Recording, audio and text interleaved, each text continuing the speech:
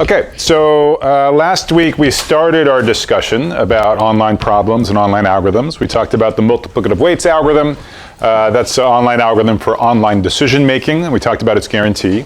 And then we kind of had a sort of a detour last Thursday where we didn't talk about online problems per se, but we talked about applications of multiplicative weights. So both to zero-sum games and to the fast approximation of certain linear programs. So this week, these two lectures are going to be sort of on the more traditional, quote-unquote, part of online algorithms. So we're going to study a couple of the traditional killer application domains, things like scheduling, things like matching. So there's two problems and two algorithms I want to discuss in full. If there's time, I'll introduce you to a third problem as well. So the first problem is about scheduling. So it's called min-makespan scheduling.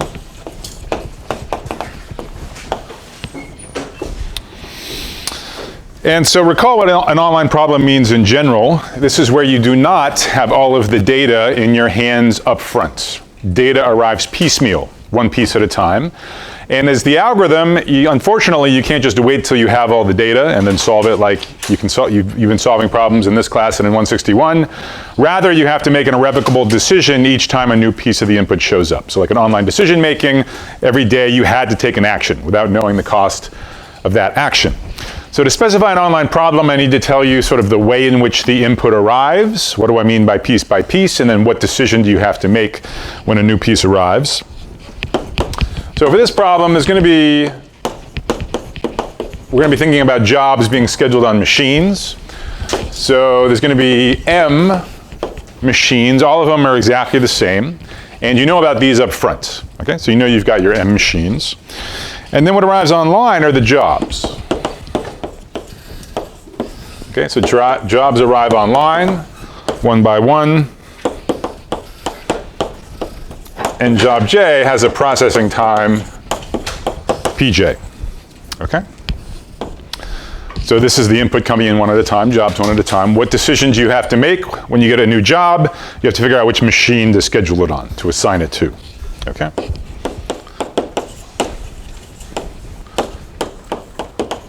So you wish you could just wait till you had all the jobs and then you could just assign them in a globally optimal way, but that's not going to be allowed. Okay, so this is like real-time scheduling, if you like. Okay? All right. And so again, by schedule, so feasible solutions correspond to schedules, and that just means an assignment of each job to a single machine.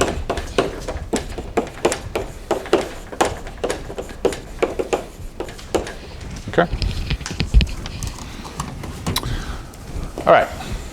So what's the objective? What do we want? Okay, so people have thought about a lot of different objective functions in a scheduling context, but probably the most practically relevant one is the one we'll talk about now, called the makespan. So to define the makespan, I need to tell you what the load on a machine is in a schedule. So the load on machine I is just the sum of the processing times of jobs assigned to I.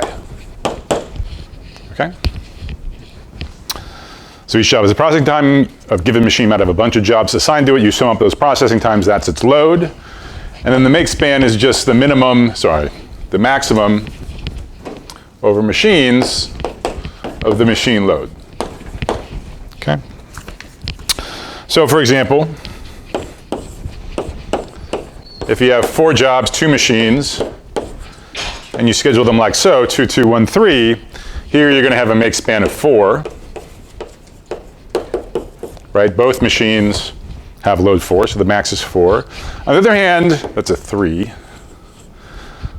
On the other hand, if you sort of screw it up a little bit, and you put, say, a 2 and a 3 on the same one, and then over here you have a 1 and a 2, so here the makespan's 5, which is worse. We want a small makespan. Okay? So yeah, so we want to minimize this.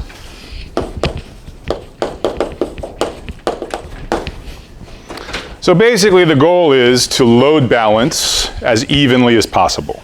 Okay, so that's the way we're going to minimize the maximum load, is we're basically going to try to get it as even as possible. Okay?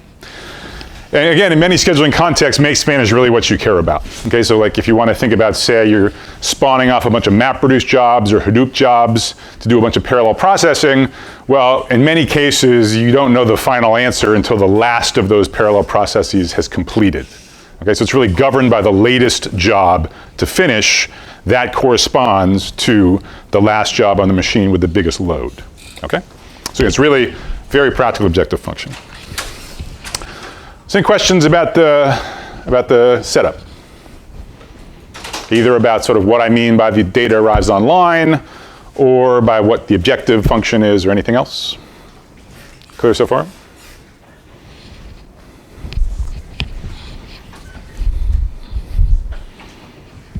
Okay. All right, so this is one of those cases where sort of possibly the first algorithm you'd think of actually does great. Okay, so it's sort of a happy case. So here's a natural approach. And this was actually analyzed exactly 50 years ago by Ron Graham when he was at Bell Labs. All right, so jobs come in online. You got to schedule it right now, right? This job shows up. Right? So you got to pick a machine. So, I mean, there's a few things you could think to do. You could like pick a machine uniformly at random and hope it like gets pretty load balanced. But I mean, actually, which machine would seem to make sense? Given that you want everything to be even at a given time, which machine should you put the new job on? Right, exactly right. So I heard many people say the one with the minimum load. Okay, so the one which is sort of, you know, under full compared to everybody else. So that's what we're going to study. So when new job J arrives, assigned to the machine with smallest current load. Okay?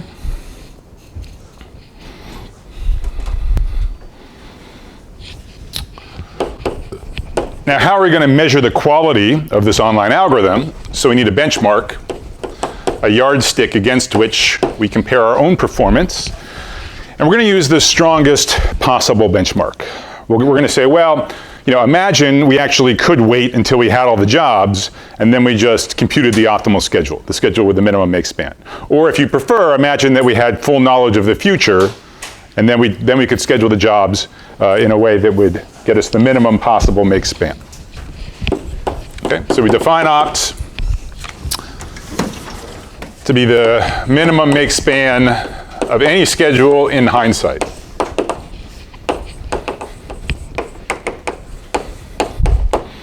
Okay?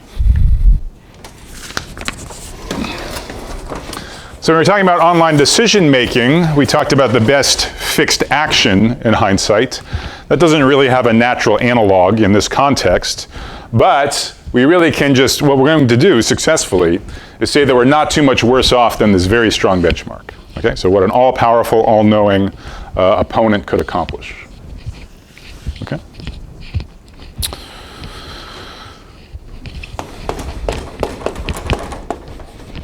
All right. So we have our problem, we have our algorithm, we have our benchmark. We want to know how close is our algorithm to this benchmark. So what are the challenges involved in trying to prove some kind of guarantee for an online algorithm like this?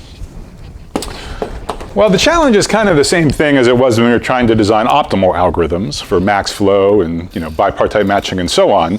We need to know, how do we know that we're done? And back then it meant, how do we know when we're optimal? Now here, where we're making decisions online and the optimum has full hindsight or full foreknowledge, we're not going to expect to be optimal. Okay, we expect we have to make some compromise in our guarantee, reflecting the fact that our algorithm is much less powerful than the benchmark. Okay, so we're not really going to say that the algorithm's optimal, but we still want to say that the schedule it produces is close to optimal. So then the question for the analyst is, how do we know if the solution is close to optimal? So how do we know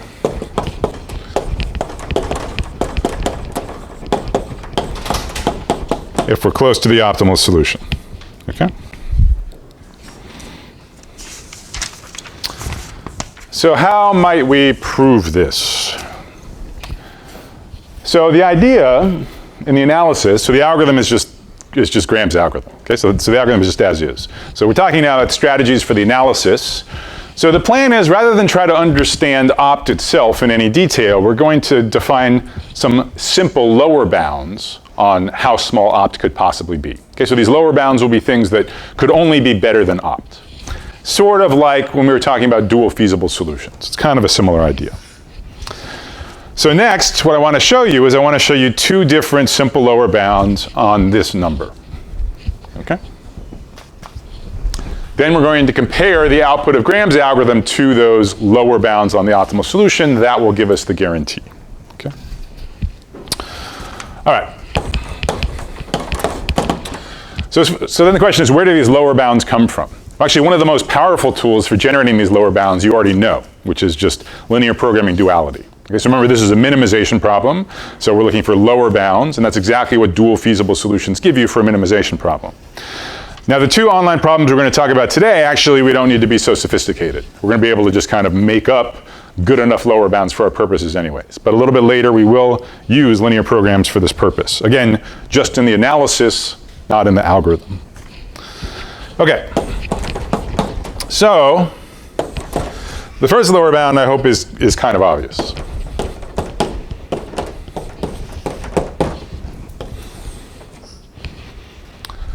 The min-max span is at least the size of the biggest job, right? Any schedule has to put the biggest job somewhere, and that machine is going to have load at least equal to the size of that job, okay? So that's our extremely easy lower bound. Then we have a still quite easy lower bound. That's limit 2. So limit 2 says not only does the min-max span in hindsight have to be at least the size of the biggest job, but it also has to be at least the average, the sort of the sum of the processing times divided by the number of machines. So in some sense, the best possible scenario would be like all the jobs get divided across the machine so that everybody's load is exactly the same. Okay. So formally, this is 1 over m's. So remember, m's the number of machines, and then the sum of the processing times. Okay? And so again, the way to think about this is sort of like the gold standard for load balancing is you make everything exactly the same, the load of everybody exactly the same, and this is what that would mean if you made everybody exactly the same. Okay? The total load on everybody divided by the number of machines. So just to make it formal, so consider any feasible schedule, again in hindsight. Well, the max load of a machine, i.e. the make span, that's only more than the average load of a machine. Right? You can't have everything be smaller than the average. And this is just equal to this quantity.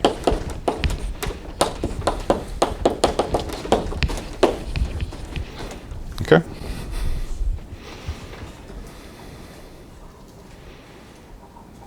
So those are our two lower bounds. Both of those clear? So neither of these in general is going to be exactly the same number as opt, but they can only be better than opt. They can only be smaller than opt. So if we can actually compare our algorithm solution to one of these lower bounds, then we know we're also can similarly compare ourselves to the only worse actual optimum solution. Okay?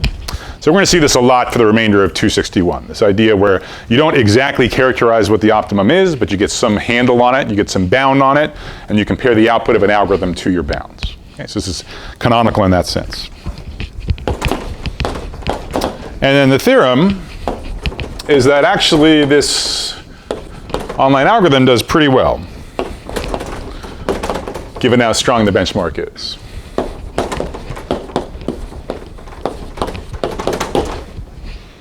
So no matter what happens, your schedule at the end of the day, it's not going to be optimal. We sort of expected that because we're forced to be online, but it's not going to be more than double optimal. Okay? So you lose a factor 2 from not knowing the future. Okay?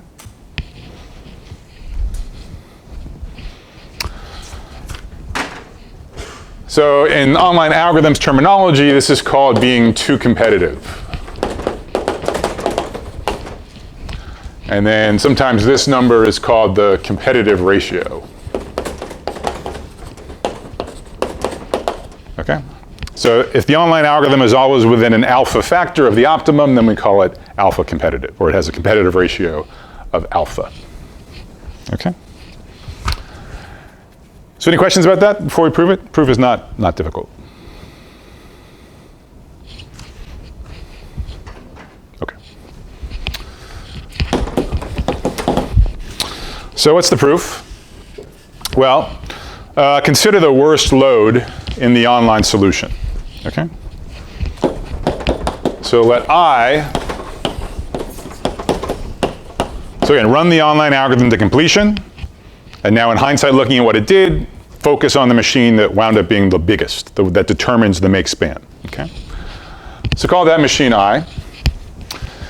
And we're going to be interested in the last job that ever got placed on machine I. Okay? So in different iterations of the online algorithm, different jobs got assigned. We're sort of fast forwarding to the last iteration where some job was assigned to this worst machine I.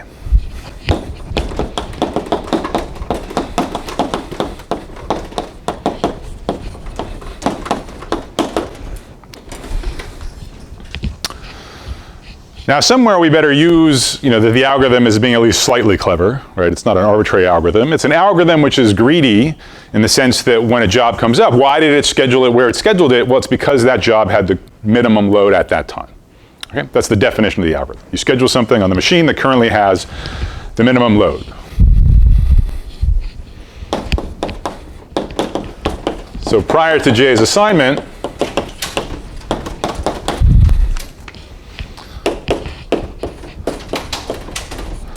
I's load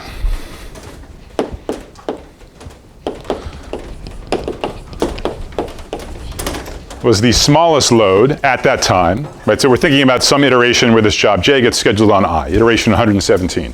So in iteration 117, I had the smallest load. That's why J got scheduled on it. And then, kind of the same argument here, but going in the other direction. Well, the minimum load can only be less than the average load in iteration number 117. Okay? So you can't have everything bigger than the average. And so this is just equal to, continue this here. Well, let's think about all the jobs that were scheduled prior to this iteration.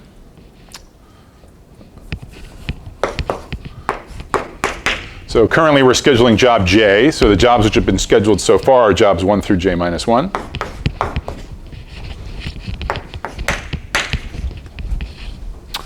That is the average load of a machine in iteration 117, just before I get scheduled. Okay.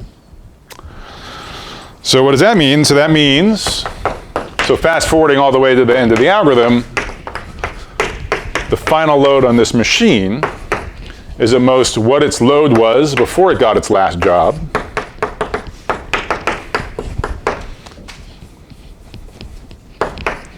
plus the processing time of that last job that it received. Okay?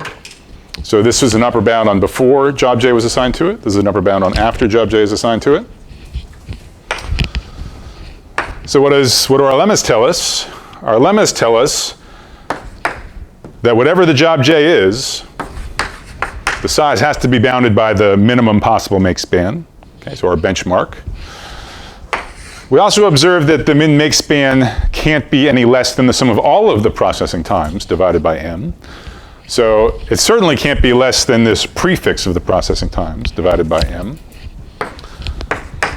So that's less than opt. This is using lemma 1. This is using lemma 2. So that gives us our competitive ratio of 2. Okay? So that's a full proof of the theorem. Any questions about any of that?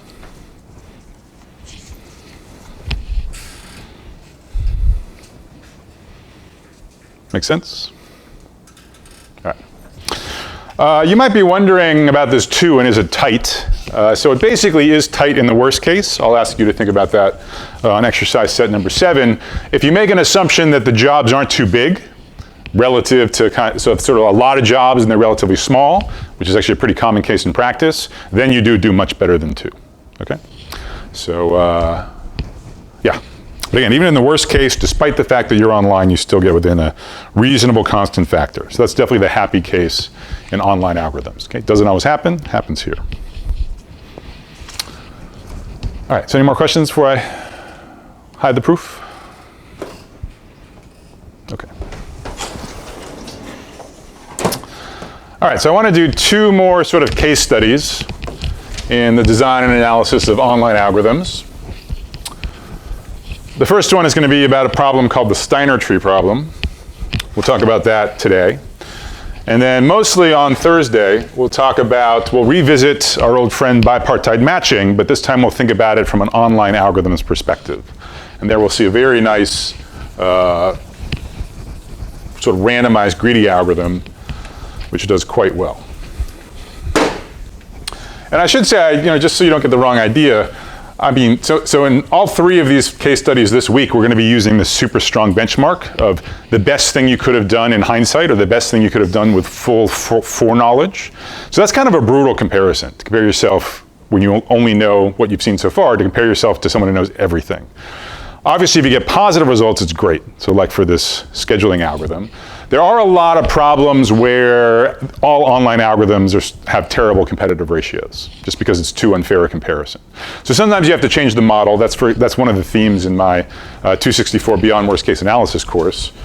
But for 261, what I'm going to do is I'm just going to cherry pick a few problems that are quite fundamental problems, for which you actually can get good online algorithms with with good worst case competitive ratios. Okay, so there are some success stories, and that's what I'm focusing on in these lectures.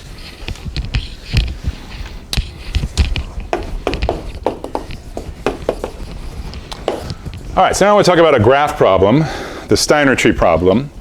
So the punchline here is going to be that a natural greedy algorithm turns out to be the optimal online algorithm, and the analysis is pretty nice. And we'll introduce some tricks that we'll use again later when we study the traveling salesman problem.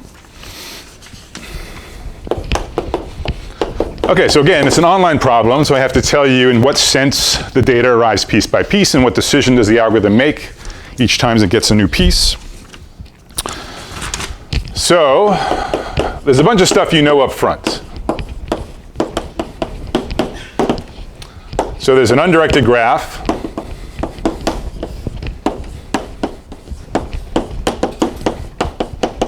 And also every edge has a cost. Non-negative. Okay? So this is known, quote unquote, offline, i.e. at the beginning. What arrives online are terminals.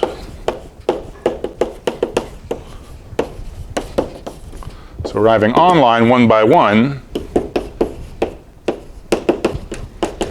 terminals, T1, T2, up to TK, these are all vertices. Okay, vertices of the graph. And the way you should think about a terminal is the terminals need to be connected to each other. Okay, that's sort of the responsibility of the algorithm. At all times, whatever terminals have showed up, they should be connected to each other. Now there are these edge costs. Presumably we want to keep them connected as cheaply as possible. Okay? So that's the Steiner tree problem. So goal, maintain, in a perfect world you'd maintain the minimum cost. It's going to be approximate because it's online. Min cost subgraph, spanning all terminals. Spanning all terminals so far.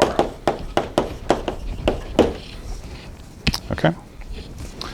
So I say the min cost subgraph, but if you think about it, edges are non-negative, so there's never a point in having a cycle. Right? You may as well just delete an edge from a cycle. You get an only cheaper solution. So really these are going to be trees. So it's called the Steiner tree problem.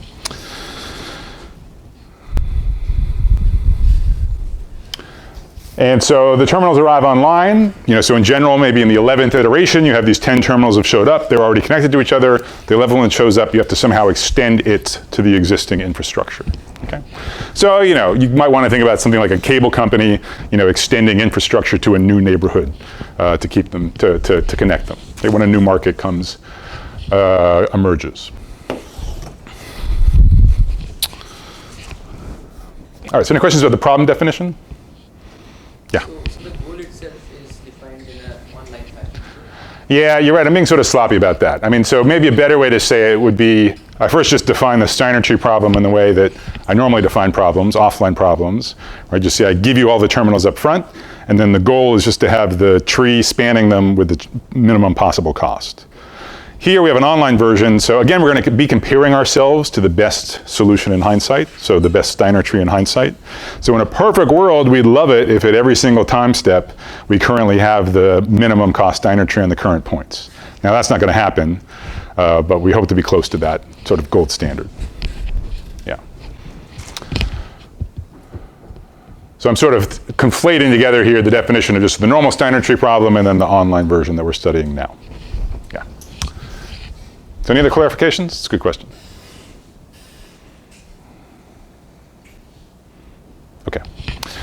So I'm going to prove a result for what looks like a very special case, though it turns out to not be a special case at all. And so it's a special case, which is the case if you have metric costs. So what does that mean? So first of all, G is the complete graph. Now, if this was the only thing I was going to write down, you shouldn't be bothered, because if you take an arbitrary graph, I can just throw in the rest of the edges with a cost of like 1 billion. It'll be the same graph, it'll be complete, okay? But actually, it seems like a much more significant assumption. We're going to assume that the edges satisfy the triangle inequality.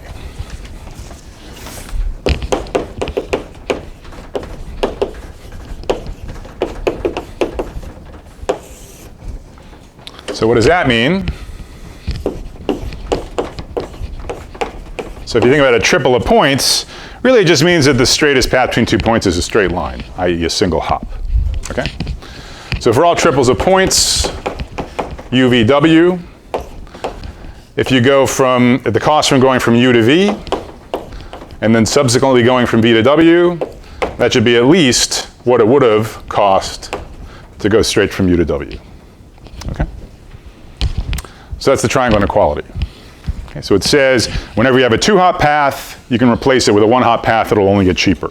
Or, by induction, if you take any path between 2 endpoints, you may as well replace it with the shortcut, a single edge between those 2 endpoints, it'll only be cheaper. Okay, so that's what the triangle inequality means for us. So for example, if you have points in real dimensional space with any norm, Euclidean norm, whatever, it's going to satisfy the triangle inequality. Something like airplane ticket fares is not going to satisfy the triangle inequality. Right? So sometimes you get a cheaper flight by going to an intermediate point. As far as the distance traveled, that will satisfy the triangle inequality. As far as the actual how much you pay, that will not satisfy this. Okay?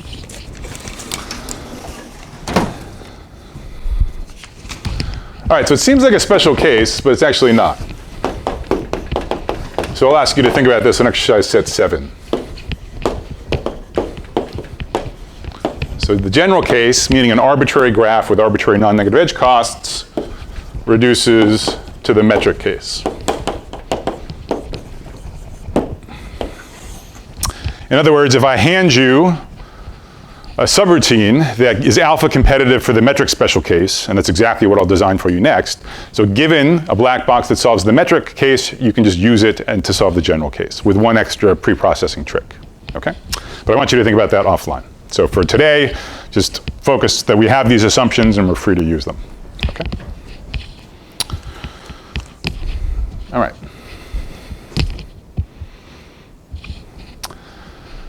So again, we're just going to look at a greedy algorithm. Again, this might be the first one you would think about. So in our third case study, I'll show you a case where the algorithm, which turns out to be really good, is not the first one you'd think about. Okay, it still has a greedy flavor.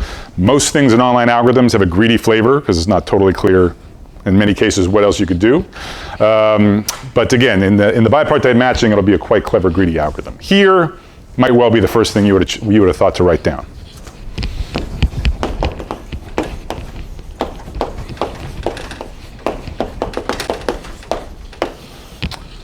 All right, so here's the algorithm we're going to analyze.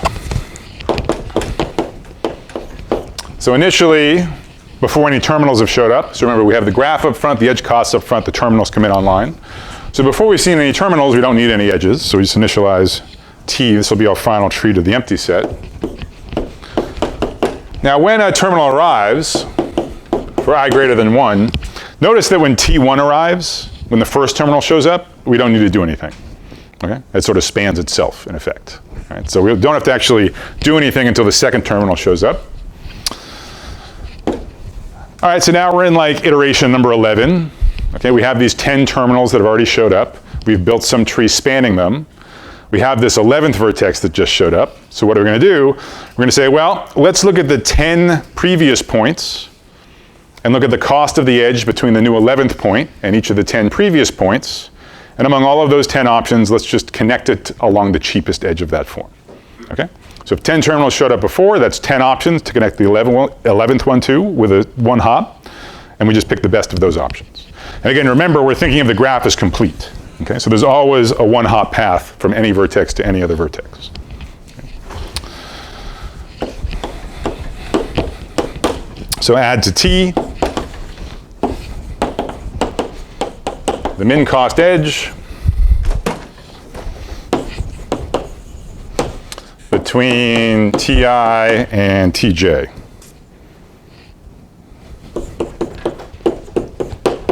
And j should have arrived earlier. Okay, so with j less than I. Okay? So that's the whole algorithm.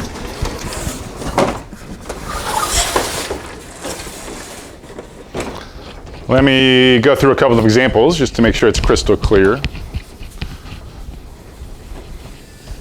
It might remind you a little bit of a minimum spanning tree algorithm. One of them in particular.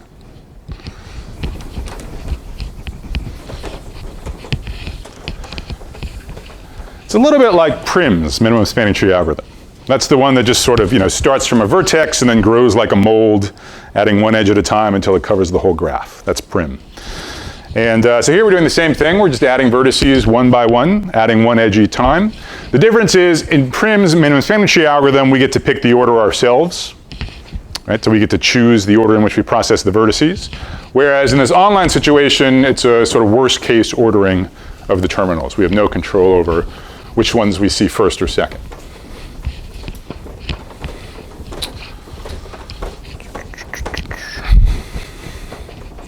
All right, so some examples. So let me show you that this online algorithm is not in general optimal.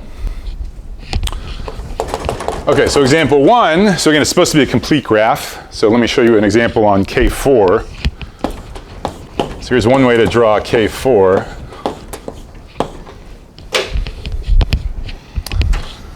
And imagine the edge weights are 2 around the boundary and 1 on the spokes. So this we're given up front. Okay? So now terminals arrive in some order. So suppose T1 shows up first there. Okay, again, we don't have to do anything. We're sort of spanning T1 kind of degenerately. But when T2 shows up, say over here, now we have to do something. And actually, if you look at the algorithm, it's forced what we do. When T2 shows up, we just include the direct edge between T1 and T2. Okay? The algorithm will always do that. Now, and so here, this is fine. We're optimal. But now if T3 shows up, so now it's a little ambiguous. So according to the algorithm, we should either connect T3 to T1 or to T2. Both of those options have the same cost, so we pick arbitrarily. Doesn't matter in this example. Let's say we pick that one. Okay. So that would be how the greedy algorithm would execute on this example. So greedy's cost would be 2 plus 2, or 4, right? Whereas opt would be what?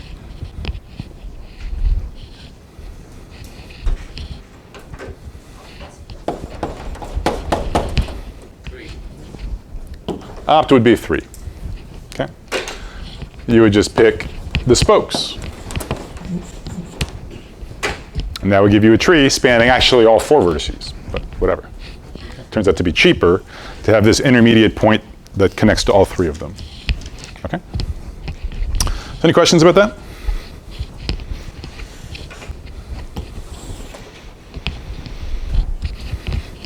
All right, so here's another example.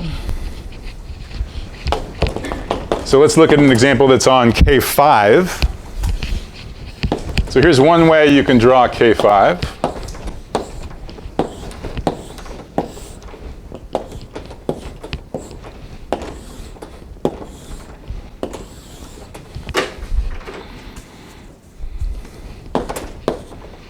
And suppose these are the edge lengths.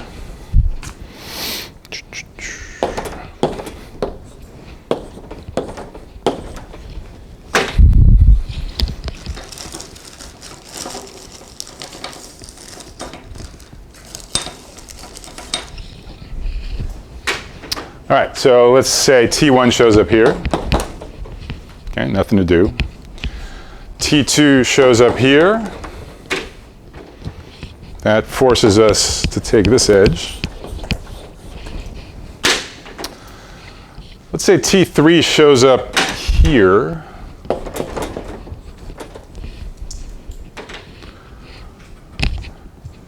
Now here there's actually, again, a tie. So remember the algorithm says, well, try connecting T3 either to T1 or T2, whichever is cheaper. Both of these have cost 2. Okay? So let's say that we break ties by including this one. Obviously, you can perturb the example so that this is the unique thing that the algorithm will do. Now let's suppose T4 shows up here. Again, there's a couple options now, it doesn't matter. So maybe we pick that edge, right? So we could connect T4 either to T3 or to T2. Let's say we connect it to T2. And then T5 is up here. And again, there's a tie. We could connect T5 either to T3 or to T1. Both of those would cost 1. Doesn't matter. So let's do that. Okay. So everyone follow that? How this greedy algorithm might execute on this graph? Okay. Oh, by the way, I forgot to say this, but so both of these, the triangle inequality is indeed satisfied in both of these examples. You can sort of trust me on that. Okay, so what? So how much does greedy cost us? Well, 4 plus 2 plus 1 plus 1, also known as 8. What is opt in this example? Good, it's 4. So you can see that by considering this path.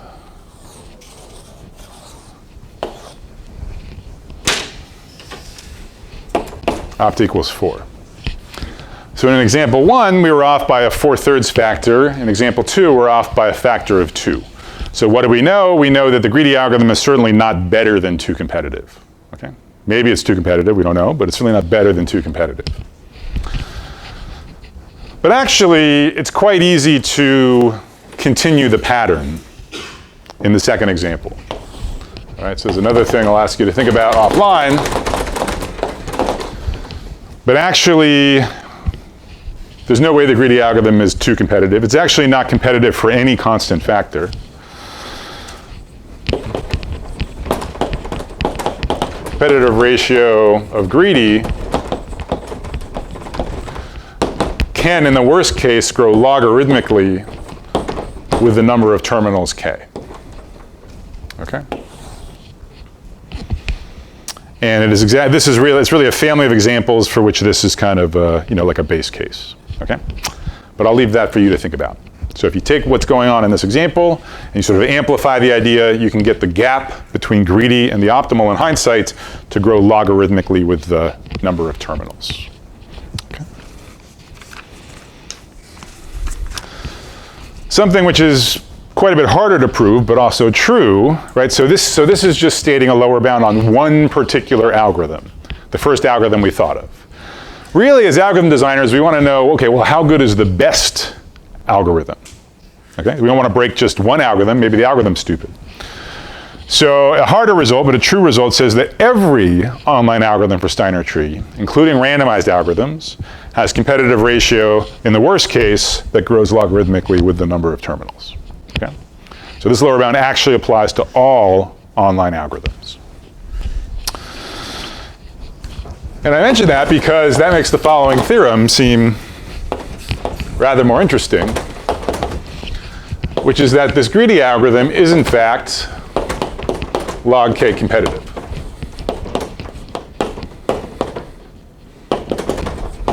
Okay? So at least up to some small constant factor, greedy is the best online algorithm, at least in the worst case. Okay? So you can't do better than greedy. All right.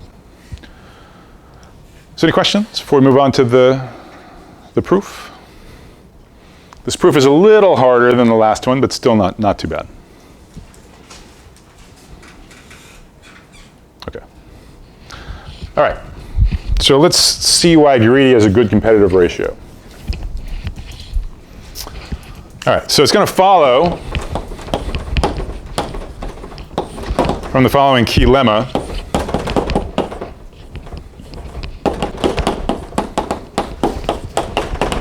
So for any value of I, the claim is that the ith most expensive edge of the greedy tree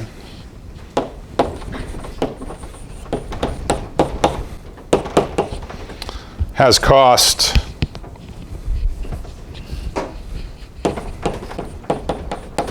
at most 2 times the minimum cost Steiner tree in hindsight divided by I. Okay? So let me help you parse this a little bit. So suppose I equals 1. What does that say? That says, okay, greedy built this tree. Okay, notice, so greedy built a tree that has exactly k minus 1 edges, right? There are k terminals. First terminal doesn't do anything. Each of the next terminals adds a single edge. So you have a tree with k minus 1 edges at the end. Okay, so this says, well, take I equal 1. The most expensive of those k minus 1 edges, the claim is at most 2 times opt. So it's a pretty expensive edge, actually, right? But then it says, but the second most expensive, that's going to be only opt. The third most expensive, that's going to be only at most 2/3 times opt, and so on. Okay?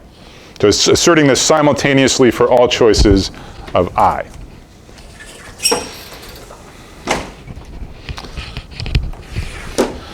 So the key lemma easily implies the theorem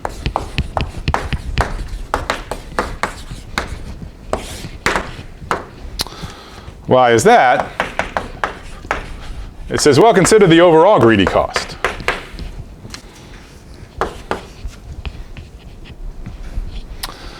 Right, so we just argued the most expensive edge is at most 2 opt. The next most expensive is at most opt, and so on. Also known as 2 opt times sum I equals 1 to k minus 1 of 1 over I. Okay? So if you like, think about it this way. We're running the greedy algorithm. It builds this tree. After it's done, we kind of look in hindsight at the edges it picked, and we sort of sort them in our minds from highest cost to lowest cost. And these are the upper bounds that we have on each of those edges in that order, from highest cost to smallest cost. Okay?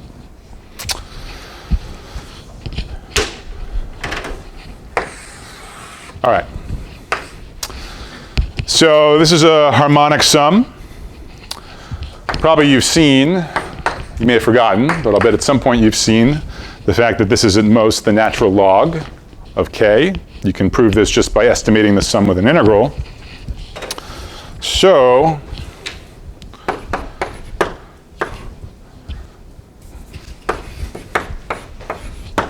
that gives us the theorem, assuming the key lemma. Okay? So assuming the key lemma, the competitive ratio of the greedy algorithm is no worse than 2 times the natural log of k. Everyone cool with that? I owe you the key lemma, obviously. But any other questions modulo that?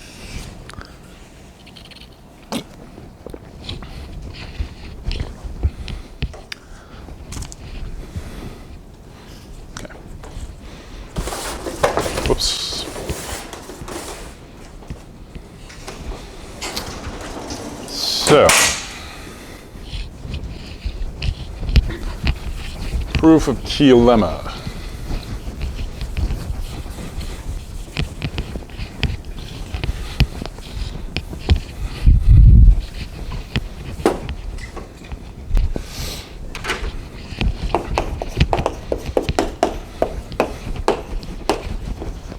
So let's have a few steps. None are hard, but there's a couple steps.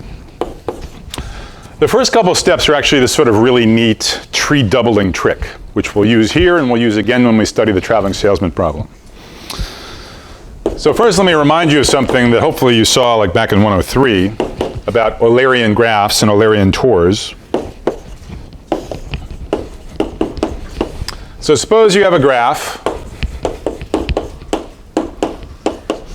Actually, not necessarily a graph, but a multi-graph. So this is just an undirected graph where you could have multiple parallel copies of the same edge with the same pair of endpoints. So suppose H is a connected multi-graph with all even degrees. Okay? So maybe it's something like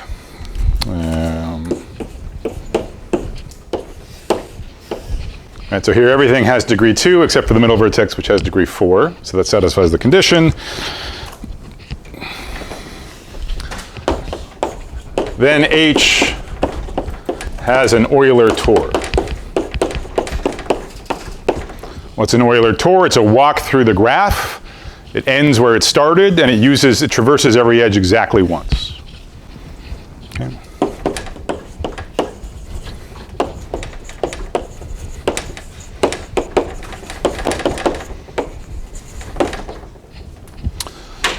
So, for example, in this multi-graph, that would be an example of an Euler Tour.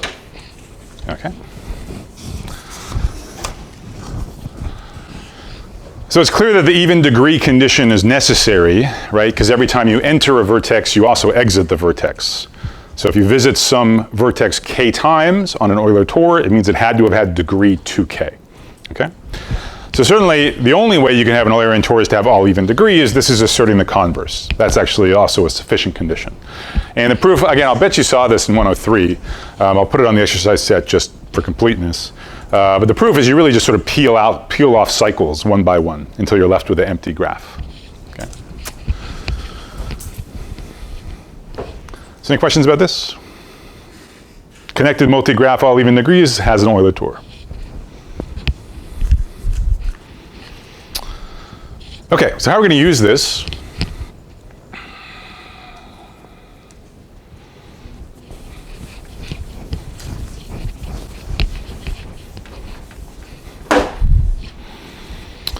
So step 2, and let me remind you, while we're doing this proof, we're only talking about the analysis. Right? So the algorithm is as simple as it's not on the board anymore. Oh, yes, it is. So the algorithm is just this. The algorithm is dirt simple. Okay? So when I talk about constructing Euler Tours, we're not doing it in the algorithm, we're just doing it in the proof. Okay? So consider an optimal Steiner tree.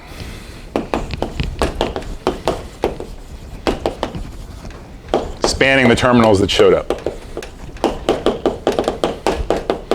Okay, so this is what we would have done in hindsight if we knew all the data and we also had the ability to solve NP hard problems. This is what we do. Okay, so here's the doubling trick. So define the graph H, again, just for the proof. 2 copies of each edge of T star. Okay? So if T star was, say, this optimal tree, this was the optimal solution in our first example, we're just going to form the multi-graph where we double every edge. Okay? So it used to have 3 edges, now it has 6 edges. Why did we do this? This is to make it Eulerian. Right? If you make 2 copies of every edge, every vertice's degree goes up by a factor 2, so everyone has even degree. So H is an Eulerian graph. Okay?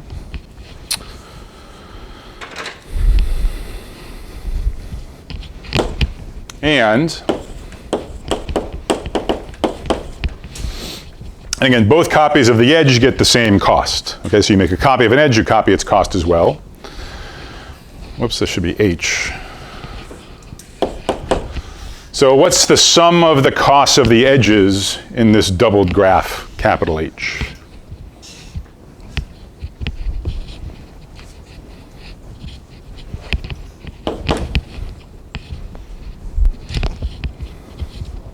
Good, 2 opt. Okay. So we started with opt and we doubled it, so we just get 2 opt. Now if we take an Euler Tour of H, right? So like in this picture, there's lots of ways to do it, but maybe we go like this. We use each edge exactly once. And so we again have that if we sum over all of the edges in the tour, this is still 2 opt, because it's exactly the same set of edges as we had up here. Okay? So that's step 2. And again, we're doing all of this only in our minds, okay? Only as a way to kind of somehow relate some piece of the greedy's cost to the optimal solution. So how are we relating to the optimal solution? Well, we start with the optimal solution. That's a good start. And now we've done this thing where we've made an Eulerian tour, doubling the cost. So why is that useful? And also, you'll notice at no point yet have I made use of our assumption that we're in the metric special case, that the triangle inequality holds. So this is where we're going to use that assumption.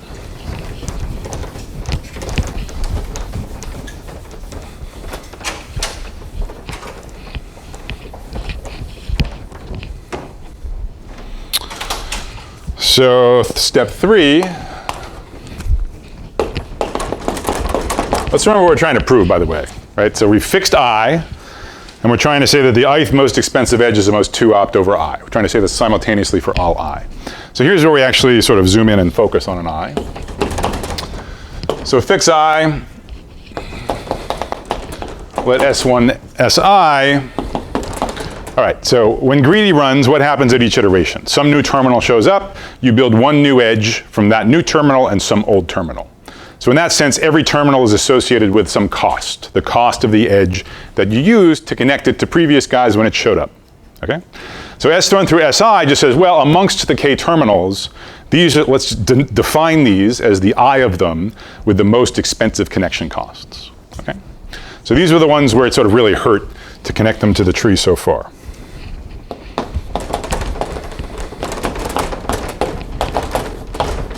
So terminals with the highest connection costs, okay? So again, I've re-indexed it T1 through TK, that's the order in which they arrive. In general, the most expensive terminals could be early in the ordering, late in the ordering, in the middle, who knows, okay? But just rename the terminals so that S1 through Si are the ones that were the most expensive to connect to the tree.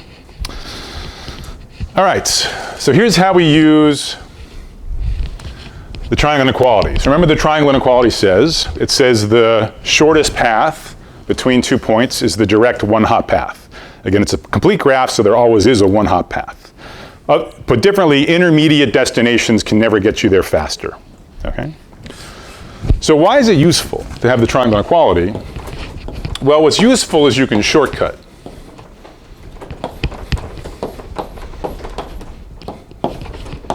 So for example, suppose you have some tour. Okay, so there's 8 vertices here. The vertices may or may not be distinct. Maybe you're visiting some of them more than once. So these edges have some total cost. And you can imagine shortcutting the tour. We'll do this in a second. But you could say, well, what if I just pick out these 3 vertices and I just connect them immediately to each other? Okay? So I splice out some of the intermediate destinations. Well, the triangle inequality says that the sum of the cost of those 3 blue edges is going to be at most the cost of the 8 green edges. Okay, triangle inequality says this will be at most the total cost of this 3-hop path, this will be at most the total cost of this 3-hop path, and this will be at most the cost of this 2-hop path. Okay? So given a tour, you can shortcut it, meaning take path segments of it, replace them by single edges, and you get a new tour spanning fewer vertices, but your cost has only gone down. Okay?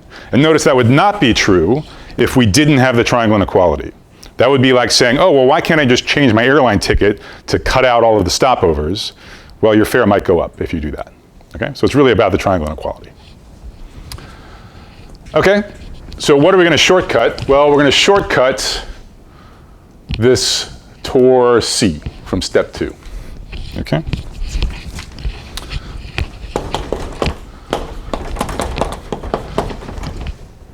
So we're going to take C, which is a tour. So remember, we started with T star. Okay? So T star spans all of the terminals, plus maybe some other stuff. Okay? But it certainly spans all of the terminals. So S1 through Si are spanned by T star. So when we double T star and take the Euler Tour, certainly every one of S1 through Si will show up, possibly multiple times. Okay? So, and all we really care about for this part of the proof is S1 through Si. So let's just take the Euler Tour capital C, which includes all of S1 through Si, possibly multiple times, and let's just shortcut it down to a cycle that only spans S1 through Si. And moreover, we don't really need more than one visit to each. Okay? So we take C, and we just replace it by straight edges so that we get a simple cycle with I edges total on S1 through Si, each appearing once.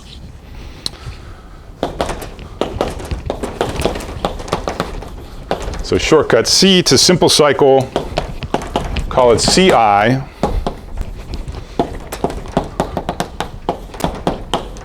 on the set of terminals S1 through Si. So there's two things you should be clear on at this point and ask questions if it's not clear. First of all, that this is well defined, that it makes sense. Okay, that you really can take C and shortcut it to a simple cycle on S1 through Si. Secondly, that in doing so, we get something that has only smaller cost. Those are the two things that should be clear to you. Any questions about that?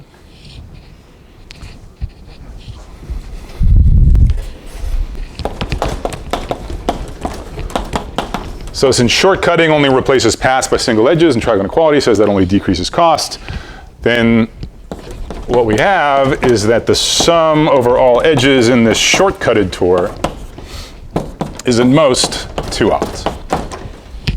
Okay? May or may not have gone down, but it definitely didn't go up. Okay? All right. So remember, this is a simple cycle with I vertices, so it has I edges. One of these I edges has to have cost at most the average. Okay? So there exists an edge between two terminals, column SH and SJ,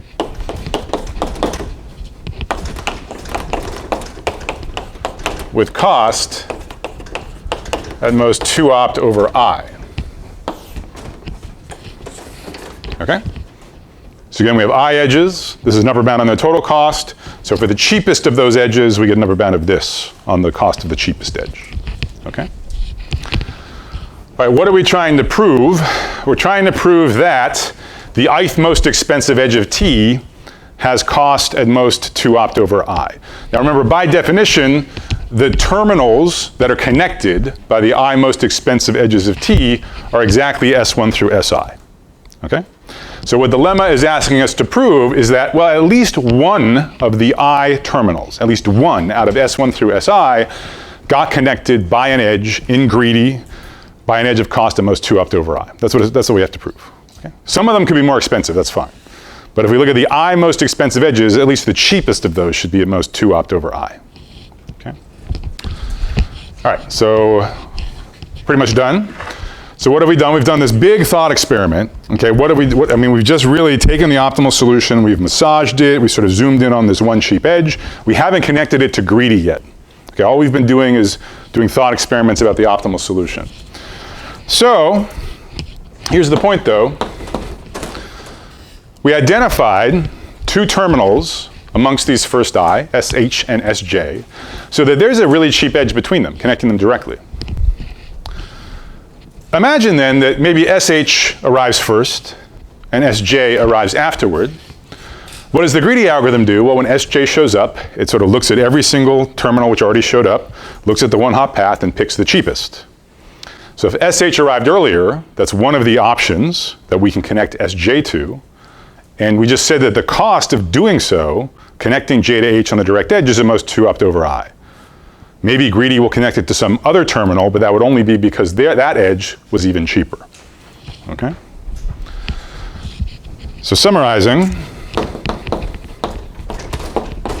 whichever of SH or SJ, so whichever endpoint of this edge arrives later,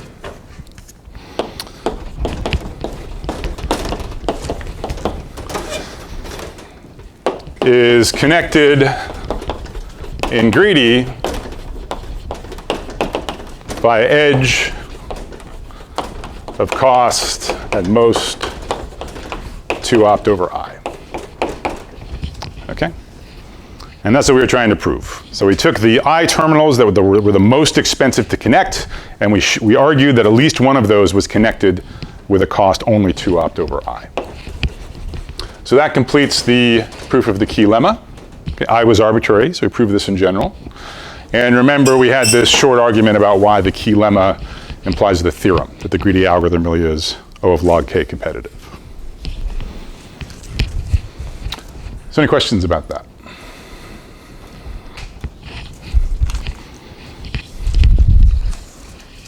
Yep. How do we know that this was the ith most expensive edge? Because SH and SJ are arbitrary vertices, and the first I most expensive vertices.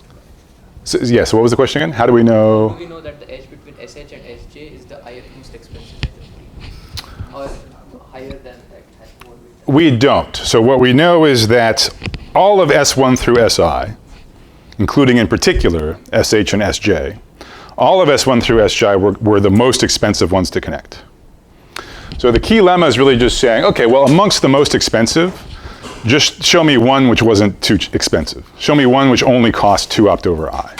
So so obviously, you know, the cheapest, if any of them satisfy this inequality, the cheapest one that got connected satisfies this inequality. But from the proof perspective, all I have to do is exhibit to you, I just have to show you a proof. Like, here is this one terminal from those most expensive I where it didn't cost that much. It only cost 2 opt over I. Okay? So I just need to show you one of the I's it works. And so how did we do that? So we did this by sort of dreaming about the optimal solution and what it looks like, and we argued that there has to be this cheap edge. There must exist some pair of terminals amongst this most expensive I, SH and SJ, so that at least those two have a cheap edge between them. Okay? Now SH and SJ, we don't know that they're the ith most expensive. We know they're amongst the most I expensive. They may or may not be the ith most expensive. But that's good enough. So both S and SJ are candidate terminals where if they were connected cheaply, we'd be done. We'd prove the key lemma. And so how do we argue that one of them is connected cheaply? Well, we just look at the second of the two to arrive. So for the first one that shows up, it doesn't really help them. Like if SH shows up first, it's not that useful that SJ is close because SJ isn't there yet. But when SJ shows up, now it can connect to SH. Again, it may not do so. It's the greedy algorithm, so it's going to connect to whoever's closest. But SH gives us an upper bound on how close it is to its nearest neighbor among the previous terminals. Other questions?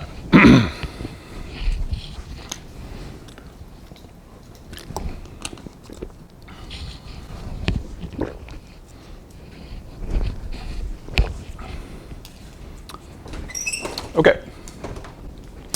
So this is the last proof I plan to do today, but I do want to at least introduce you to the problem that we're going to talk about at length on Thursday.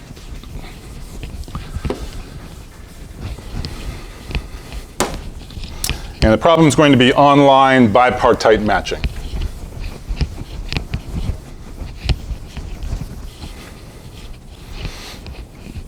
And here there's an obvious greedy algorithm which does pretty well. But then there's a smarter greedy algorithm which actually does better than the simple greedy algorithm and is actually optimal. So I'm not going to tell you about that algorithm today. We'll start Thursday with the algorithm, but let me tell you about the problem definition and why it's important.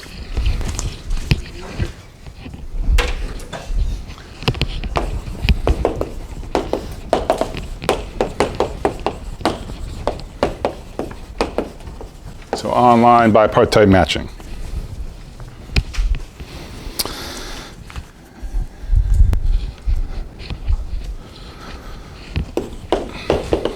And in this case, again, we're not going to see any analysis till Thursday, but here we're actually going to use a dual linear program to get a bound on how good opt could be.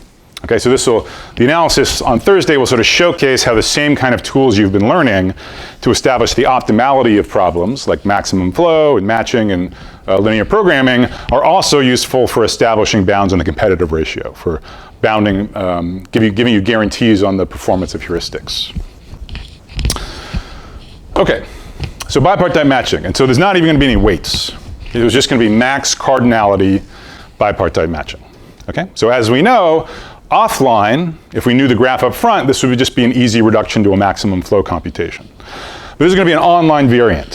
So as usual, I have to tell you, what do you know up front, what arrives online, and what do you have to do when something arrives online. All right, so it's a bipartite graph, so there's going to be two sides. I'm going to call them L and R, left and right. The left side is all known up front. Okay? So you have a bunch of vertices over here, L. And then vertices of R arrive online one at a time.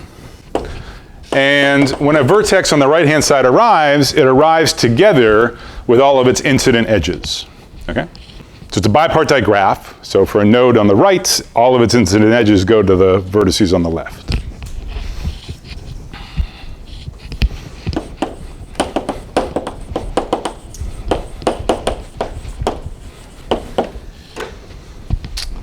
Right, so maybe the first vertex in R shows up, maybe it's connected to those two vertices, then this one shows up, it's connected to those two vertices, this one shows up, it's connected to these three vertices, and so on. Okay, so that's the setup. I give you half the graph, the left part of the graph up front, the other half comes online. Now the goal is to do a matching, is to compute a max cardinality matching. You wish you could delay till the end and just do an optimal matching at the end of the day. But it's online, so you can't.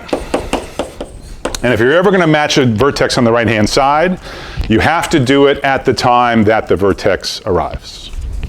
Okay?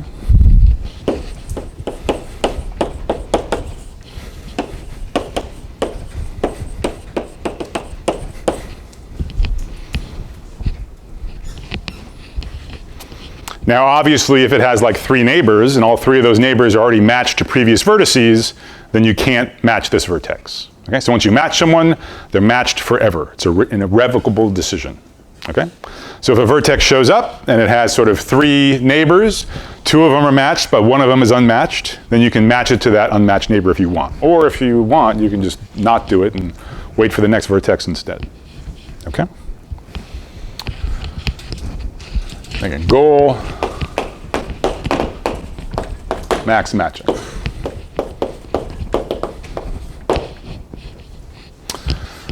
So I guess just develop a little intuition for this. So here, what would be the first thing that you'd think to do? Well, here it seems like the obvious, sort of the simplest greedy algorithm would just be, okay, when someone shows up, if you can match it, match it. Otherwise, obviously, don't. Who do you match it to? I don't know. You know, pick arbitrarily, pick randomly, do something. Okay?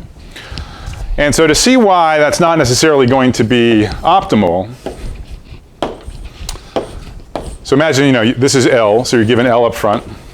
R is arriving online. And maybe R is connected to both of the vertices in L. Okay? So it seems like you should match this vertex, probably, right? Why not? And but then you got to pick. Am I going to match them to the top or match them to the bottom? And no matter which one you choose, you might regret it later. Right? So like maybe you choose this edge to match this vertex on the right. And then another one comes up, and unfortunately, this vertex can only match to the upper left vertex and can't match to the lower left vertex. Okay? So now the greedy algorithm's stuck, the online greedy algorithm. Right? So there's only one option to match this, but that's already matched, so you just lose the vertex. On the other hand, if you knew this was going to be the graph, of course you could match everybody. You could have a perfect matching just by picking the 2 crossing edges. Okay? So this greedy algorithm actually isn't that bad, and we'll talk about that Thursday, but you can do better. Okay, so there's a smarter, randomized greedy algorithm, which is really nice. Okay, so let me just wrap up by talking about motivation a little bit. So the killer app for online bipartite matching is web advertising, or at least these days. The problem was first studied back in 1990. That's kind of when online algorithms was really hot the first time around. But because of basically the internet economy, there's been a big resurgence of interest in this problem for the past 7 or 8 years. And actually, the proof I'm going to show you on Thursday is only from 2013. So we're still sort of understanding these algorithms better year by year. All right, so why do people care about this so much? Well, think of the vertices on the left-hand side as corresponding to advertisers. Okay, so these are people who have entered into a contract, with a search engine or a content provider or whatever, to have their ad shown to people some number of times, maybe 5,000 times. Moreover, the way it works in almost all online advertising is you can do targeting, sometimes very fine-grained targeting. So an advertiser might say something like, I'm going to pay you X amount to show this ad 5,000 times to males between the ages of 15 and 25. Okay, that's the example. I mean, they can actually get much more fine-grained than that too, okay? And if you think they don't know this stuff about you, they do know this stuff about you when you're actually viewing these pages. So that's what advertisers do. Okay, so they say, show my ad this many times to this particular demographic group. And so, if an ad's going to be shown 5,000 times, think of there being 5,000 vertices on the left-hand side corresponding to that advertiser, one per ad shown. And so these are known up front. Okay, so this happens offline. People enter into contracts. Yeah, sometimes people sign new contracts, but that's on a very slow time scale. Okay, so basically, you know who the advertisers are up front on a given day. So what arrives online? Well, consumers of these ads. Okay, eyeballs. So who is this? This is someone who just typed in a query to a search engine. This is someone who just viewed a content page. Okay? And so all of a sudden, the ad server didn't know that this person existed, but suddenly they show up. Right, they request a page, or they type in a search query, and if the ad server will generally know some stuff from the IP address, say, or cookies about this person. And this corresponds to an edge on the right-hand side. Sorry, a vertex on the right-hand side. What are the edges? Well, a new eyeball is going to be matched to exactly the advertisers whose targeting criteria this person matches. Okay? So if this is a male between the ages of 15 and 25, then it'll match some advertiser for which that was their targeted group. Okay? So in general, someone on the right-hand side will not be matched to everybody on the left. It'll only be matched to the advertisers that care about that type of person. Okay? So any questions about that interpretation? I really have multiple personal friends at both Google and Microsoft where more or less their full-time job is implementing the algorithm I'm going to show you on Thursday and sort of fine-tuning it for their systems. Okay, so what I'm going to talk about this week, even though it's theoretically beautiful, it's really practically deployed and making a lot of money for some of these companies. Questions? All right, well, I went over both times last week, so let me let you go early this time. See you Thursday.